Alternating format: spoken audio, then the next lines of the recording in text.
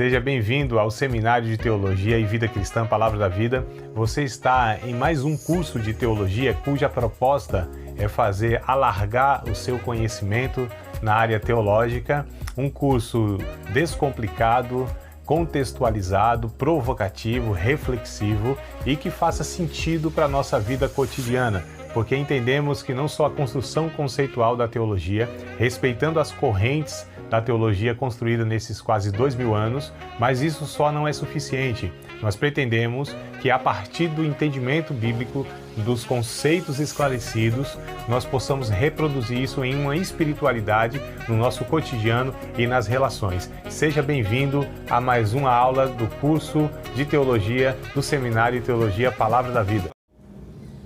2 Pedro, capítulo de número 1, versículos de número 20 e o versículo de número 21, nós vamos falar hoje, no início dessa aula, sobre o que é inspiração. A Bíblia é um livro inspirado. O que isso quer dizer? É o que a gente vai abordar no início desta aula, um dos pontos aqui. E aí depois a gente vai ver sobre as diferentes versões que nós temos de Bíblia. Tá? Nós temos diversas, muitas versões aí. E a gente vai ver o porquê, qual a necessidade disso, tá? Como essas versões diferentes elas contribuem para uma compreensão, porque a gente tem umas versões aí, algumas linguagens da Bíblia que é bem difícil, Não é boa a vossa jactância, acho que eu até falei para vocês, olha a linguagem, irmão, que a gente tem, Não é boa a vossa concupiscência. Mas que palavra, isso é um palavrão. Já pensou a gente for evangelizar na rua? E aí chegar lá, mancebo, não é boa a tua concupiscência? Deus não se agrada disso? O que? Mancebo? Concupiscência? Então é uma linguagem bem arcaica, bem difícil. E a gente às vezes ouve assim, não sabe o que quer dizer, e é bem complicado a gente entender. E é por isso que nós temos essa diversidade que é uma bênção, tá? Bora lá. Então está escrito em 2 Pedro, capítulo 1, verso 20 e 21, assim, na minha versão, que é arcaica. Sabendo primeiramente isto, que nenhuma profecia da Escritura é de particular interpretação, porque a profecia nunca foi produzida por vontade de homem algum, mas os homens santos de Deus falaram inspirados pelo Espírito Santo. Na versão de vocês está alguma coisa assim diferente? Particular elucidação. Elucidação. Sim. Quem mais? Está diferente? Mais alguma? Não? Está tudo igual? 2 Pedro, capítulo 1. Eu li o verso 20 e o verso de número 21. Tá, acompanharam? Vocês acompanharam a leitura? Na de vocês aí? Está tudo igualzinho? O meu aqui, fora da irmã? Diga, meu amado. Está igual também. Tá certo. É porque o que eu quero destacar, na verdade, é essa palavra do verso 21, Os homens santos de Deus falaram inspirados pelo Espírito Santo. Aqui está inspirados. Em outras versões pode estar movidos pelo Espírito Santo. Movidos, pastor? Tá? O senhor está com outras versões aí, Estou com Almeida Revista. E atualizada? Atualizada. Tá. A minha é revista e corrigida. Movidos, tá? Da irmã também, Então, movidos, inspirados, guiados, depende da versão. A língua original, ela está teopneustos. Tá? Esses homens, eles foram teopneustos. Essa palavra teopneustos vem de duas palavras, na verdade, que é tel, Deus, Pneustos, que é soprado, é vento, é ar, espírito. Até a gente lembra do nosso pneu, É a palavra de fato, porque a língua... Teopneustos. T-H-E-O, tel, com T-H, pneustos, P mudo, neustos, N-E-U-T-O-S, teopneustos. Essa é a palavra que está na língua original e que é traduzido aqui por inspirados, movidos, guiados. A ideia, por exemplo, do movido é como um barquinho à vela, que ele é soprado, ele é guiado, ele é conduzido pelo vento. Então esses homens, eles foram guiados pelo Espírito de Deus. A palavra Espírito vem também da palavra pneu, ou pneuma, tá? Pneuma, Ma é o sufixo, que é o ar em movimento. Pneu é ar, palavra. A língua portuguesa, ela tem duas origens, que é o latim e é o grego, né? Quando a gente estuda, é por isso que a gente vê muita palavra, principalmente ligada à medicina, a gente vê que elas têm origem no grego, né? As especialidades, por exemplo, o médico da mulher, como que é? Especialista? Ginecologista. Por quê? Bom, tudo que é logia a gente já aprendeu, é estudo, né? Então, estudo da mulher, porque a palavra gine é mulher, então, ginecologista, né? Do homem quem é que sabe? Especialista do homem. Bom, a palavra homem vem de antropos, que tem um estudo, antropologia, não é estudo do homem, né? Antropos. E a gente vai descobrindo então que muitas das nossas palavras do português têm origem na língua grega. Como as nossas Bíblias são em português, então a gente precisa entender se de fato as traduções e as versões que nós temos, elas são adequadas, certo? É por isso que a gente vai ver a importância dessa diversidade. Mas o que eu quero falar não é nem isso agora. Aqui um pouquinho, se Deus quiser, a gente entra nessas questões. O que eu quero dizer é que a Bíblia, embora foi escrita por diversos homens com as suas limitações, homens como nós. Esses homens não eram extraordinários, amados. Esses homens eram ordinários, né? Todos eles ordinários. Eu acho interessante que na igreja, às vezes, a gente pega uns hábitos, né? Quem está pregando e tal, está ali ministrando, assim, vira para o seu irmão e diz não sei o quê, né? A gente não tem coragem de falar, vira para o seu irmão e diga, você é um ordinário. Queria ver se alguém tem, né, coragem de falar isso. A gente não está ofendendo. O ordinário quer dizer que pertence à mesma ordem. Então esses homens eram homens comuns, homens ordinários. Extraordinários foram as conduções, ou melhor, o extraordinário é a condução que o Espírito levou esses homens, conduziu esses homens, inspirou, soprou esses homens, como o Espírito Santo, como Deus usou esses homens para produzir, né, esses escritos que, embora eles foram literalmente quem escreveram, mas eles foram conduzidos por Deus. Isso que é o interessante. Judas, no verso de número 3, não tem mais de um capítulo, né? A carta de Judas, bora lá? Bora folhear a Bíblia, meu povo. Vamos lá. A gente está aqui para estudar a Bíblia, folhear a Bíblia. A gente vai ter que ler Bíblia até não querer mais. Eu acho que a gente vai querer, cara, né? Muito. Judas, verso de número 3. Eu acredito que esse texto de Judas é o que nos mostra com mais clareza como de fato esses homens não fizeram o que eles quiseram fazer. É claro que Deus respeitou as características de cada um deles. Só achem aí, não leiam não, tá? Para vocês verem se conseguem estar me acompanhando aqui na minha fala. Esses homens, eles não escreveram o que eles queriam escrever como resultado e fruto das suas descobertas. Esses homens foram usados por Deus de uma maneira inexplicável, porque eu fico pensando, como que Deus consegue respeitar as limitações e as características de cada um desses homens, mas fazê-los escrever exatamente o que Deus quis que eles escrevessem? Porque a inspiração não é que Deus foi ditando. Vem cá, Pedro, vai escrevendo isso. Ah, tá bom, Senhor. Não foi assim, né? Em uma naturalidade que eles foram escrevendo, Deus estava por trás sendo o originador. É por isso que a gente fala, o autor é Deus da Bíblia. Tem diversos escritores, mas o autor é Deus, né? A gente reconhece como autor do livro tal fulano, autor do livro tal ciclano, mas é Deus de fato que é quem gera. É por isso que o Pedro ele diz aqui, nenhuma profecia da Escritura é de particular interpretação, porque a profecia nunca foi produzida por vontade de homem algum, mas esses homens santos foram movidos, guiados, soprados, inspirados pelo Espírito Santo. A Bíblia não é uma produção humana, não tem resultado de uma intelectualidade desses homens. Ela de fato é a revelação. E a gente depois vai falar o que é revelação e o que é iluminação, são coisas diferentes. Só os apóstolos tiveram revelação, nós não temos revelação da Bíblia. Nós temos a iluminação, que é a compreensão. E a gente já vai corrigindo algumas falas que a gente às vezes vê no meio da igreja. Eu tive uma revelação, Deus me revelou. Não, amados, não tem mais isso. Eu posso ter a compreensão na Bíblia, que a gente chama de iluminação, né? É o esclarecimento, é a clareza, é a elucidação, que é o que está aí, né? Elucidação quer dizer isso, foi elucidado, foi iluminado, foi esclarecido. Nós temos então o esclarecimento, a elucidação, mas a revelação só os homens inspirados, os profetas e os apóstolos que tiveram.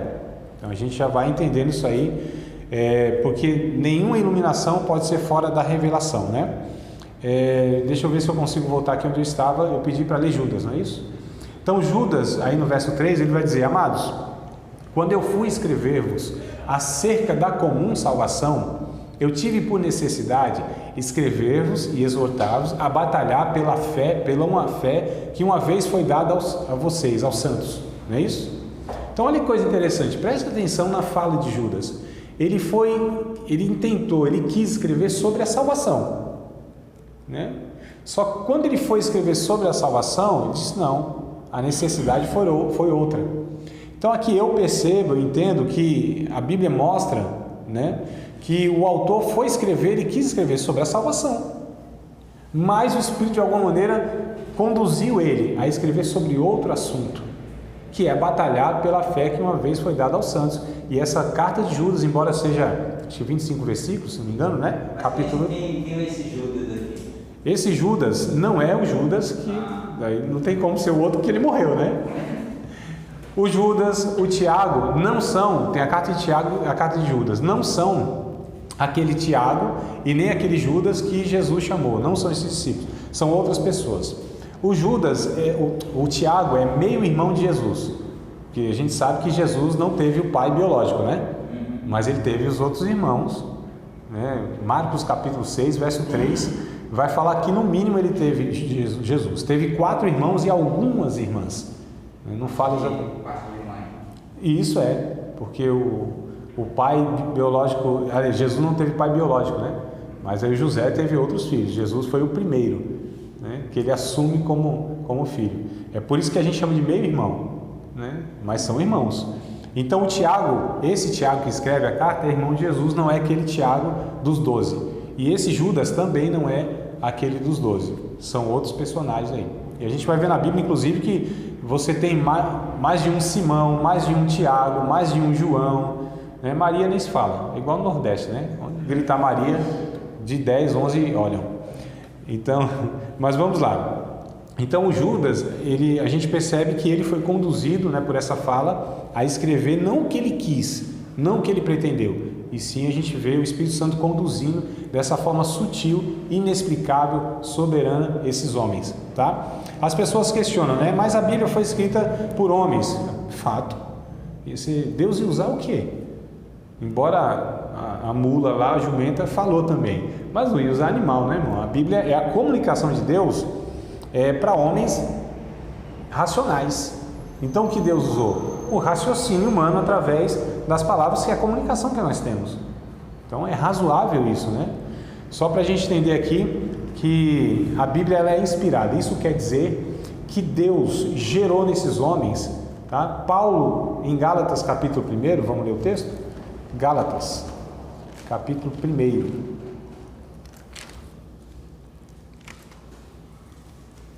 Lá no comecinho, nos versos 1, né? Gálatas capítulo 1, versículo 1. Gálatas. Aos Gálatas. Capítulo 1, verso 1. Paulo, apóstolo, não da parte dos homens, nem por homem algum, mas por Jesus Cristo e por Deus Pai, que o ressuscitou dos mortos. Veja bem, e todos os irmãos que estão comigo, as igrejas da Galácia, graça e paz da parte de Deus e Pai de nosso Senhor Jesus Cristo, o qual se deu a si mesmo por nossos pecados para nos livrar do presente século mal, segundo a vontade de Deus, nosso Pai, ao qual glória para todos sempre. Amém. Maravilho-me de que tão depressa passasse daquele que vos chamou a graça de Cristo para outro evangelho, o qual não é outro, mas há alguns que vos inquietam e querem transtornar o evangelho de Cristo. Mais ainda, que nós mesmos ou outro anjo do céu vos anuncie outro evangelho além do que já vos tenho anunciado, seja anátema. Essa palavra anátema está diferente aí? Tá igual. Tá, Amanto? Não, tá igual, tá bom. Quer dizer amaldiçoado, né? Seja maldito, tá? Assim como já vos dissemos agora, de novo também vos digo. Se alguém vos anunciar outro evangelho além do que já receber, seja anátema, seja amaldiçoado, né? É o que Paulo vai dizer. Então, outro evangelho, se um anjo do céu, ele disse, pregar outro evangelho, que ele seja considerado amaldiçoado. Então, houve um evangelho, houve uma mensagem que foi revelada a esses apóstolos e a esses profetas, né? E se surgir outra palavra, que a gente tem aí vários livros, né, que reivindicam ser inspirados, até mesmo Evangelho de Judas, Maria Madalena, né, vão surgindo aí, não, isso aqui é inspirado. Não é, Paulo vai dizendo, seja considerado amaldiçoado. A gente vai estudar quais critérios foram pego para que as pessoas considerassem, né, a igreja considerasse que aquele livro era inspirado. Porque no começo da igreja a gente não tinha essa organização aqui, a gente tinha um Antigo Testamento. Como que esses livros, como que eles foram considerados? Como que a igreja disse, não, esse aqui ele é inspirado e esse não é, né? Que é o cânon das escrituras. Essa palavra cânon, o que quer dizer? Régua ou regra. Quais as regras, né, que foram usadas para então considerar que esse escrito aqui de Paulo ele é inspirado, esse de Pedro era inspirado e outros não, porque houve outros escritos. Naquele tempo do primeiro século da igreja, outras pessoas escreveram também, houve outros escritores. A gente vê na Bíblia Católica, por exemplo, vocês já leram a Bíblia Católica? Já? Tem lá o livro de Macabeus, não é isso? Asa também. Oi? Asa. Sim, o livro. Asa, isso mesmo. Asa. O livro, o senhor está falando? Tem uns 9, se não me falha a memória, né? Então você tem Eclesiástico, não é Eclesiastes. Bel e o Dragão, né? Você tem aí o Macabeu, 1, 2, 3, 4 livros chamados de Macabeus. Então, o período dos Macabeus é aquele período chamado de interbíblico. Não sei se foi, Fabiano, você que falou daquele período de 400 anos, né? Interbíblico. Foram escritos nesse período livros, inclusive Macabeu. Então, assim, tem importância e está correto num relato histórico, mas não foi inspirado, né? Então a gente vai ver quais critérios que foram levados em conta para considerar esse livro ele é inspirado e esse não, mas algumas aulas para frente aí. Só retomando, Paulo disse, eu não recebi o evangelho de homem nenhum, foi o próprio Deus que revelou para Paulo, que comunicou para Paulo, né? Mas lógico que a igreja foi avaliando. A gente chama assim, tem evidências internas e externas, quando a gente vai falar que um livro é inspirado, ou seja, para um livro ser inspirado, ele não pode contradizer o ensinamento do resto das escrituras. Lembra que a gente falou que a Bíblia é harmônica? Apesar de ter 40 escritores, épocas diferentes, línguas diferentes, culturas diferentes, níveis de conhecimento diferentes, a gente leu Pedro. Pedro era um cara semi-analfabeto, um cara assim que não tinha quase nenhuma instrução, um pescador, um homem muito simples. A gente está lendo Paulo, um dos homens mais eruditos da sua geração, do mundo. A gente está falando, não é só da Jerusalém, ele não, um dos homens mais eruditos do mundo. Então, essa diversidade que a gente tem, né? E Deus respeitou tudo isso. Quando a gente vê os escritos, a língua é a mesma, é o grego. Mas quando a gente vê a escrita de Pedro e compara com, por exemplo, a de Lucas, é um grego muito diferente. Por exemplo, nós temos o português hoje, né? Se você pega um português aí de Camões, né, de um poeta, Drummond de Andrade, sei lá, Fernando Pessoa, não, João Pessoa, né? Não, João Pessoa não, Fernando Pessoa. Eu confundo, João Pessoa é a capital da Paraíba, né? Se você pega o escrito de um erudito, de um acadêmico, é diferente de um escrito de uma pessoa com menos instrução. Mas Deus respeita tudo isso, as características de cada pessoa. Então, o que é inspiração? É Deus conduzindo essas pessoas a escreverem, não só escreverem o conteúdo, mas exatamente as palavras, porque eu posso expressar alguma ideia usando palavras diferentes. A gente tem essa dinâmica, essa diversidade. Porém, os verbos usados, as palavras usadas, é exatamente aquelas que Deus quis que fossem usadas, porque senão poderiam mudar, inclusive, o sentido, né, do que Deus pretendeu. Então a gente percebe aqui, amados, que a Bíblia ela é inspirada, esses homens são usados, apesar das suas limitações e características, mas eles são harmônicos. Então a Bíblia aí entra na questão da inerrância, ela não tem erros doutrinários. Se você pegar a Bíblia, uma parte não contradiz a outra. Fala, André, mas eu já li algumas partes que parece que ela contradiz. Por exemplo, a gente pega Paulo e pega Tiago. Paulo diz assim, as obras não salvam ninguém. Eu ia falar isso agora. Sim. Pode falar, pastor, então. Não, eu ia citar realmente esse exemplo, né? Que parece que Paulo, em Efésios 3, diverge de Tiago. Aliás, Tiago diverge, parece, de Paulo. Lá na epístola dele de Paulo, né? Mas se a gente for analisar, não é uma divergência, né? É exatamente o que Paulo quis dizer em Efésios, quando ele fala que a fé, que a salvação é pela graça mediante a fé. Sim. Né? Então não é só a graça, né? Mediante a fé. Então a gente está divergindo, mas não é divergência. Se a gente for analisar, eles estão se completando. Exato. Na verdade, o que Paulo combate, eles são soldados na mesma guerra enfrentando inimigos diferentes, né? Paulo está combatendo, a gente chama de legalismo. O que era o legalismo? O que é o legalismo? É a tentativa da salvação por meio da lei. Então Paulo está dizendo, a lei não salva ninguém. As obras não salvam ninguém. A salvação é pela graça de Deus, né? Mediante a fé. Ele vai escrever isso em Efésios, capítulo 2, verso 8, 9 e 10. E aí Tiago vai falar assim, a fé, as obras, elas demonstram a fé. Mostra-me a tua fé sem as tuas obras, que eu vou mostrar a minha fé pelas minhas obras. Porque os demônios também têm fé. Eles creem, e eles tremem na crença que eles têm a respeito de Deus. Só que é uma fé inoperante, é fé de demônios. Então, o que Tiago está combatendo? O antinomianismo. Isso quer dizer, não precisa fazer nada então, só creio. Mas esse crer que essas pessoas estavam falando que tinha que crer, era uma crença sem também fazer nada, sem resultar em nada, sem dar fruto nenhum.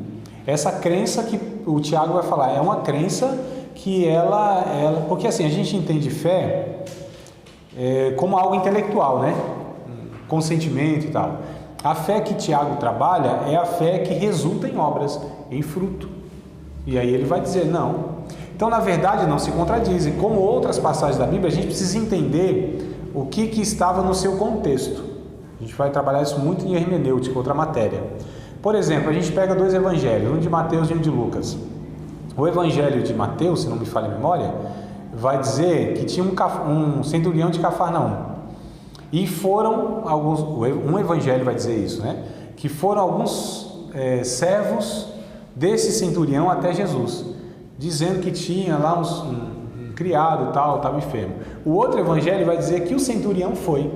Fala, não, calma aí, estão se contradizendo. Se é a mesma passagem, a mesma situação, e um evangelho diz que o centurião foi até Jesus e o outro diz que quem foi até Jesus foram servos do centurião, então existe aqui um paradoxo, uma aparente contradição, não é? Mas aí a gente precisa entender o contexto todo. Não vou explicar agora, que é para vocês chegar lá na hermenêutica. E eu vou colocar essa matéria como a última do curso, estou brincando. Não, mas tá nesse livro aí. Diga, meu. Tem um texto lá em Números, no versículo, que diz que Deus não é um pai que minta, nem filho não para que se arrependa. Aí em Gênesis 6 diz que Deus se arrependeu. Aí tem gente que se embola naquilo ali, só que se analisar o contexto do capítulo 6 de Gênesis, né, que a gente vai perceber. E Deus se arrepende? Ele se arrependeu. A gente vê uma situação quando... Eu só estou complicando as coisas aqui, viu, mano? Meu papel é complicar um A pouquinho. gente vê uma situação quando Deus anuncia para Moisés que vai matar todo o povo de Israel, né? E Moisés intercede e Deus aparentemente retrocede em sua decisão. Deus se arrependeu. Eu vejo como um arrependimento diferente. Um arrependimento diferente. Porque, tipo assim, ali Deus se arrepende no contexto de Gênesis 6 pelos pecados dos homens, né? E já ali no Números, eu acredito que é pela fidelidade dele. Deixa eu fazer umas perguntas aqui. Tem alguma coisa impossível para Deus? Não? Tem um texto de Lucas, eu acho que é capítulo 1, verso 76, alguma coisa assim, não é? Que diz que para Deus... Se a gente for analisar, existe, né? Que Deus ele não pode se contradizer. Existem os atributos pessoais de Deus que são impossíveis de ser contradito, né? Fidelidade, por exemplo. Mas pastor, calma aí, está escrito lá que não há impossível para Deus. Não é impossível. Isso. Então, como que o senhor está falando que há coisas impossíveis? Eu estou aqui problematizando, tá, irmão? Não estou nem concordando nem discordando de ninguém. Só para que a gente possa aqui parar o olho. Calma aí, tem alguma coisa errada. Não tem nada errado, está tudo certo. Em relação à Bíblia, quando aparecem essas passagens que traz uma aparente contradição, existe uma explicação óbvia, teológica, coerente. Por exemplo, no contexto lá de Lucas, vai dizer que para Deus nada é impossível, é no contexto que está falando lá. De fato, Deus não pode se contradizer, o senhor falou corretíssimo, né? Mas a Bíblia vai dizer que é impossível que Deus minta. É impossível que Deus minta. Então tem coisas impossíveis para Deus. É impossível que Ele minta. É impossível que Ele vá contra a sua própria palavra. É impossível que Ele faça alguma coisa que vá contra o seu próprio caráter. É impossível Deus criar uma pedra que seja maior do que Ele possa carregar. É impossível Deus criar um outro Deus. Mas perceba que há uma lógica coerente. O que a gente precisa entender são os livros da Bíblia, as expressões que há nela e a gente entender um contexto. Não é nessa matéria exatamente que eu vou trabalhar isso, é em hermenêutica, né? Que a gente chama de a arte e a ciência de interpretar o texto. Aí sim, nós vamos pegar todas essas passagens e vamos ver como que isso se harmoniza, tá certo? Então não é aqui, eu só estou colocando isso aqui para a gente entender que a Bíblia é um livro complexo, é um livro que deve ser estudado de fato corretamente e deve ter uma abordagem, né, segundo cada escritor e dentro do seu contexto. Percebam, amados, que não é tão simples quanto a gente pensa. Vamos ler a Bíblia, vamos aqui falar do que a gente entende. Não, não é bem por aí. A gente tem regras sim. A Bíblia precisa ser lida, observada, interpretada para ser aplicada de modo correto. Então eu observo, eu interpreto e eu aplico. Quando eu observo errado, eu vou interpretar errado, consequentemente aplicar errado. Se eu observo certo e interpreto certo, consequentemente eu aplico certo, né? Então, por exemplo, lógico que é uma brincadeira, tá? Mas a gente não pode falar para as tias que cuidam das crianças lá no dominical, a gente não pode ler, por exemplo, esse salmo aqui, ó. Vamos pegar um salmo aqui, bora abrir junto comigo, um salmo bem interessante. A gente não pode ler jamais esse salmo, Salmo 137, verso 9, para as tias que cuidam das criancinhas, aquelas 40 crianças dentro de uma salinha lá na escola bíblica dominical. Imagina só um devocional com elas e a gente fala assim, ó, esse versículo aqui é para Salmo 137, verso 9. A gente lê esse versículo aqui para essa tia que cuida dessas crianças lá, 40 criancinhas, no domingo de manhã, fala, ó, esse é um versículo aqui para você começar o dia com essas crianças. Feliz aquele que pegar os teus filhos e der com eles nas pedras. Já pensou? Então, é uma brincadeira que eu estou fazendo, lógico. Mas quando a gente pega esses versículos sortidos, né, esses textos fora de um contexto, a gente vai interpretar de uma forma errada. Porque a Bíblia, ela tem a complexidade de que ela é uma narrativa, às vezes, histórica, uma descrição histórica, às vezes, de fato, é um ensinamento doutrinário, às vezes, principalmente Antigo Testamento, amados. Isso que eu quero sempre pontuar quando a gente fala a respeito da Bíblia. A gente tem que ter muito cuidado que o Antigo Testamento ele deve ser tratado diferente do Novo Testamento. Em que sentido? É palavra de Deus, é inspirado e serve para as nossas vidas. Porém, nós precisamos entender que há um contexto histórico e cultural e que há um propósito no Antigo Testamento que já foi cumprido e que não serve mais para ser aplicado como regra de fé e prática no comportamento do dia a dia nas nossas relações. Senão a gente vai voltar de novo a sacrificar animais, a achar que tem coisas santas e não santas, dia sagrado, lugar sagrado, gente sagrada, como era o Antigo Testamento. Cumpriu-se um propósito. Cristo traz um Novo Testamento. O Novo Testamento, sim, para todos os cristãos em todas as épocas, é regra de fé e prática. Os ensinos do Novo Testamento, através da boca de Jesus, dos apóstolos, né, que escreveram o Novo Testamento, esses sim. Mesmo assim, devem ser analisados ainda com algumas ressalvas. Eu quero trazer com isso que a Bíblia é um livro complexo, porém harmônico, porém não se contradiz. A gente só precisa entender de fato essas complexidades. Por exemplo, amados, quando a gente pega aqui, a Bíblia ela está nas nossas mãos com todos os recursos que nós precisamos para ler. Tem capítulo, tem versículo, está agrupado aí certinho, não está? Mas não foi escrito assim, capítulo, versículo e esses títulos, a maioria da Bíblia tem, né? Aqui, por exemplo, Gálatas, que nós paramos, ó. Tem lá, tem o verso 6, mas em cima, na minha Bíblia está: a inconstância dos Gálatas, Paulo vindica a autoridade divina do seu apostolado e da sua doutrina. Tem esse título em negrito. Isso aqui não faz parte da inspiração. Os apóstolos não escreveram isso. Isso aqui foi introduzido. Capítulo 1. Paulo não escreveu e colocou capítulo. Isso aqui é uma carta, né? E isso às vezes atrapalha. Muitas vezes ajuda. Aliás, foi colocado, foi estruturado dessa forma justamente para ajudar. Imagina a gente se reunindo aqui e eu vou, irmãos, vamos ler o Salmo aqui. Aí eu vou ler o Salmo. Como que a gente vai identificar? Como que você vai ler junto comigo? Salmos, 150 salmos nós temos. Qual que eu estou lendo? Como que eu consigo tá conduzindo isso? Então, em 1250 da nossa era, e agora, é o cardeal Hugo, se não me falha a memória, ele colocou os capítulos na Bíblia. Não tinha, né? 300 anos depois, 1550, 1520, 1550, cardeal Hugo. Hugo, isso. Cardeal porque era um título, né? Que tinha lá o oficial da igreja na época. Era um cardeal. Hugo, H-U-G-O, cardeal Hugo, né? Em 1250 ele introduz aí os capítulos. 300 anos depois, aproximadamente, 1520, 1550, por aí, Robert Stephens, esse já é mais complicado, não vou conseguir soletrar, mas eu posto lá depois no grupo, tá? Robert Stephens introduz os versículos, né? Porém, amados, quando a gente vai ler a Bíblia, a gente precisa entender que quem escreveu não dividiu capítulos e versículos. Muitas vezes contribui, como eu disse, essa é a proposta de estar organizando a Bíblia com essas divisões e títulos, inclusive, mas não fazem parte do original. Vocês querem ver como que às vezes isso atrapalha? O capítulo 5 de Gálatas. Gálatas capítulo 5.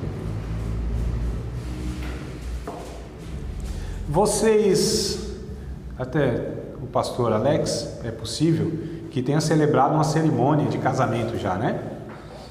E aí, muitos pastores, eles vão pegar esse texto aqui do verso 22, né? Para falar lá os pretendentes ao matrimônio, os noivos que estão ali diante dele, das testemunhas. O Efésios capítulo 5. Efésios capítulo 5, a partir do verso 22. Vós mulheres, sujeitai o vosso marido como o Senhor, porque o marido é a cabeça da mulher, como também Cristo é a cabeça da igreja, sendo ele próprio o salvador do corpo, tal.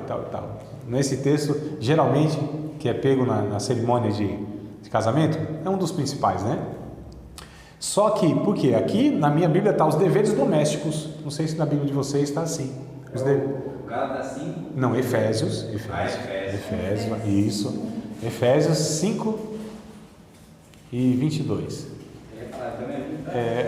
Tá bem diferente, né? Tá falando aí que o fruto do Espírito é o amor, é o gozo, o Pai, é o 22 do capítulo 5, né? Gálatas 5 e 22. Apesar que serviria também para uma celebração de matrimônio, né? Se tivesse fruto aí na vida dos dois, ia bem. Efésios 5 e 22. Então tem na minha Bíblia aqui, na minha versão que eu estou aqui, os deveres domésticos. Não sei se a de vocês tem. Então esse título em negrito, ele quebra uma sequência da fala de Paulo. Qual que é a ideia aqui? Eu estou falando daquilo que eu ouvi, aí vocês podem falar, não, eu acho que não é bem assim, você está enganado, eu nunca ouvi isso, mas eu já ouvi muitas vezes.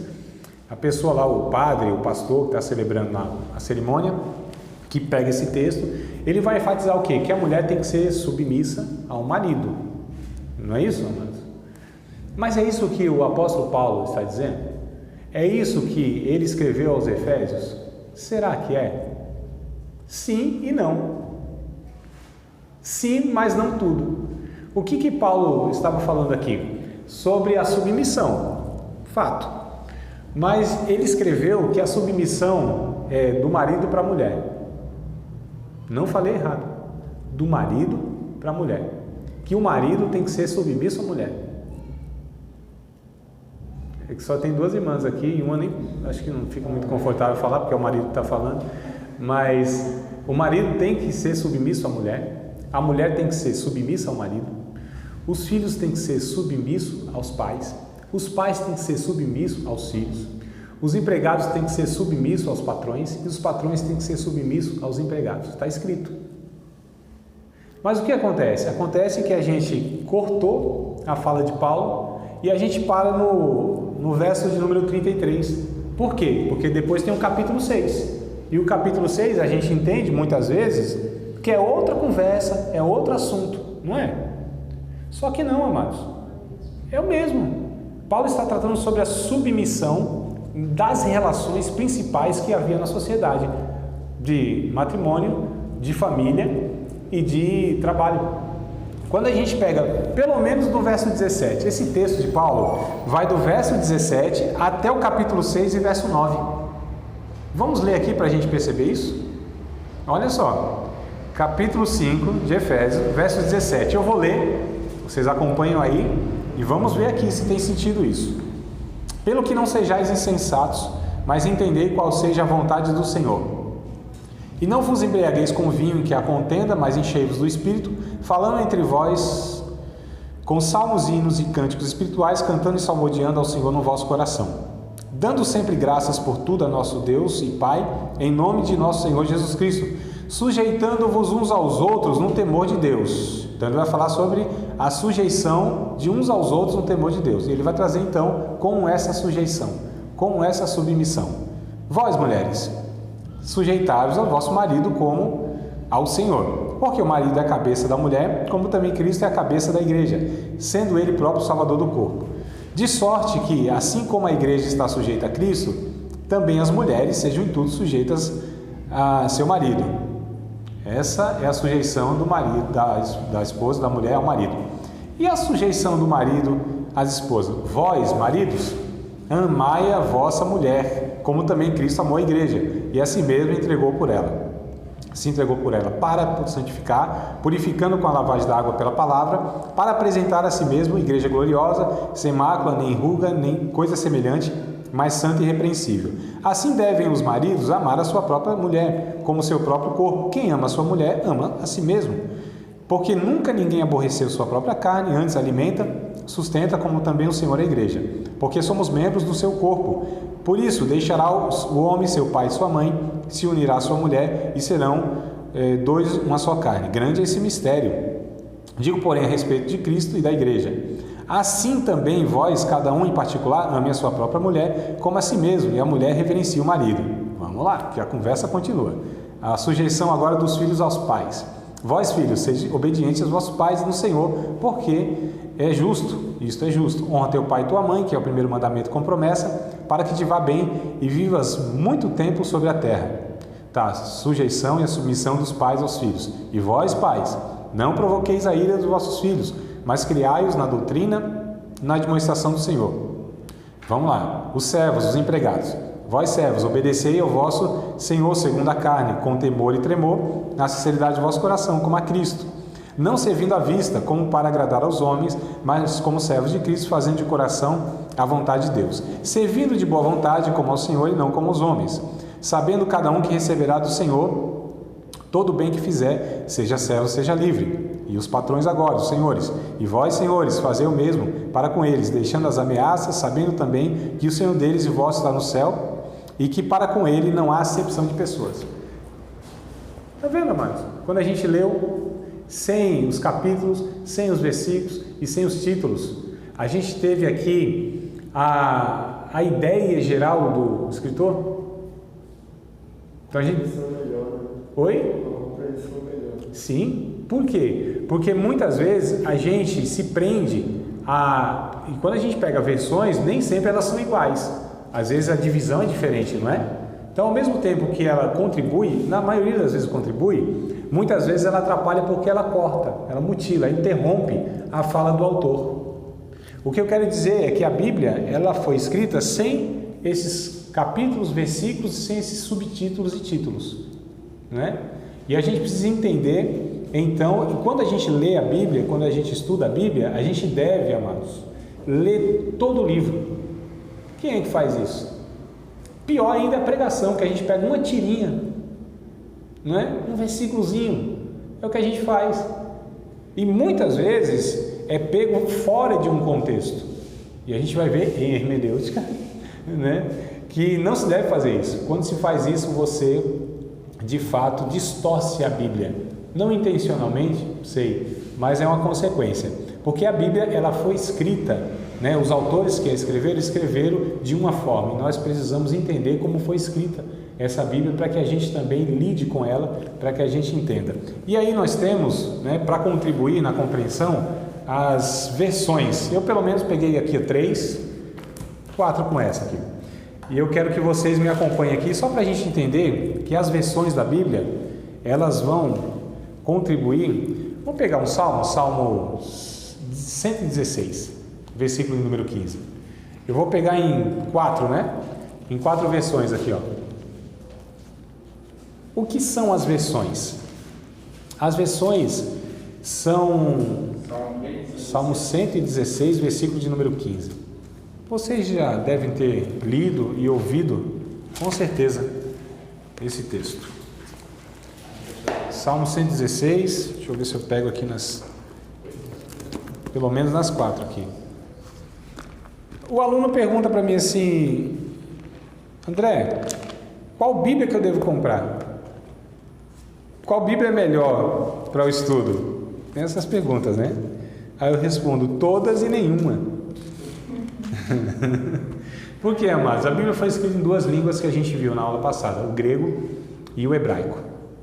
Essas 2 línguas são as línguas mais ricas que a humanidade já conheceu.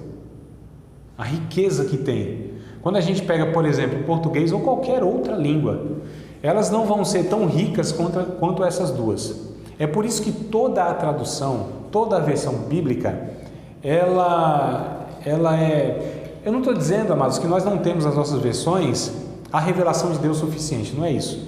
Eu estou dizendo que elas não dão conta, certo? A nossa língua portuguesa, por exemplo, ela tem limitações em relação às línguas do Antigo e Novo Testamento, que é o hebraico e o grego, e todas as outras têm. Porque a gente está falando de 2 línguas que Deus escolheu, mais ricas que tem nos seus conceitos de toda a humanidade. Então é por isso que a gente, se for possível, estudar um pouco dessas línguas, o hebraico e o grego. Aí eu vou dar um exemplo para vocês dessa diferença e como de fato ajuda quando a gente conhece não só as línguas originais, mas como quando a gente tem as versões diferentes de Bíblia, né? Essa aqui é a revista Almeida e Corrigida, uma das mais antigas, uma das linguagens mais... uma das piores que nós temos. E essa aqui foi usada pela igreja, assim, até pouco tempo atrás é o que todo mundo tinha. Almeida, revista corrigida. Só que uma das piores. Fala assim: nossa, André, mas calma aí. Ela é incompleta? Não, ela não é incompleta, ela é limitada, é diferente, né? Como eu disse, por quê? Porque o João Ferreira de Almeida, que traduziu, inclusive ele traduziu até Ezequiel, se não me falha a memória. Depois ele morreu e deram continuidade a obra dele, né? Mas aqui foi um homem que traduziu. E por que eu digo que tem umas melhores e outras piores? Porque há critérios em você traduzir a Bíblia. João Ferreira de Almeida, revista corrigida, qual foi o critério? Você pegar do original a palavra tal, o que ela significa, né? A tradução equivalente na língua portuguesa e traduzir, palavra por palavra. Mas a questão essa palavra no hebraico nem sempre tinha no equivalente exatamente ela, o conceito dela, aqui na língua portuguesa. Então você pega uma palavra que se aproxima dela, entendeu? Aquela palavra no original, na língua portuguesa, pode ser traduzido por essa e essa. É por isso que nós temos versões diferentes, não é? Depois eu vou exemplificar isso para ficar mais claro, tá? Mas só para a gente ver aqui como essas versões elas são importantes. Salmo 116, versículo de número 15, na Almeida Revista Corrigida. Preciosa é a vista do Senhor a morte dos seus santos. É o que está escrito na Corrigida. Essa aqui é século 21. Almeida, século 21, tá? É uma outra versão. Mesmo Salmo 116, verso 15. A vida dos seus seguidores é preciosa aos olhos do Senhor. O que vocês acham? Não deve ter alguma coisa aqui errada? Por que uma diz que é preciosa a morte do Senhor? É preciosa ao Senhor a morte dos seus santos. E outra vai dizer que a vida dos seus seguidores é preciosa ao Senhor. Não parece que está falando coisas o contrário? Aí, está falando uma morte, está falando de uma morte. O cristão é vida, né? Não sei.